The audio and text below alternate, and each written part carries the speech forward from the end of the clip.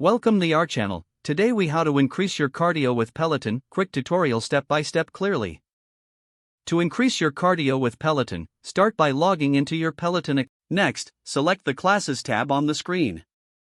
Choose the cycling option to access a variety of cycling workouts.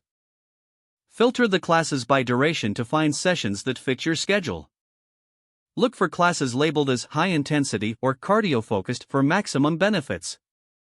Select a class that interests you and view the details. Pay attention to the instructor's tips for best practices during the ride.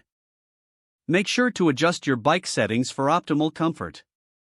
Clip in your cycling shoes to ensure a secure ride. Start the class and focus on maintaining your form throughout. Monitor your metrics on the screen, including cadence and resistance. Aim to increase your resistance gradually as you progress through the class. Incorporate interval training by alternating between high-intensity and recovery periods. Consider following a series of classes for a structured program. Stay hydrated by having a water bottle nearby.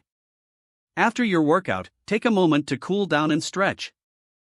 Track your progress using Peloton's performance metrics.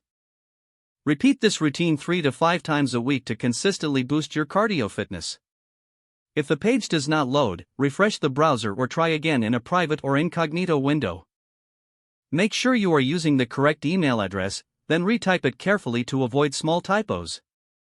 If your password is not accepted, use the reset option and create a new strong password you can remember.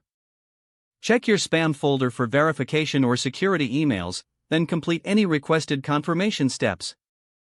Enable two-factor authentication if available to improve account security and reduce unauthorized access risk. After signing in, review your profile details so your contact information and settings are accurate and current. If you see an error message, note it down and try again after restarting your device and internet connection. Log out when you finish, especially on shared devices, to keep your account and payment information secure.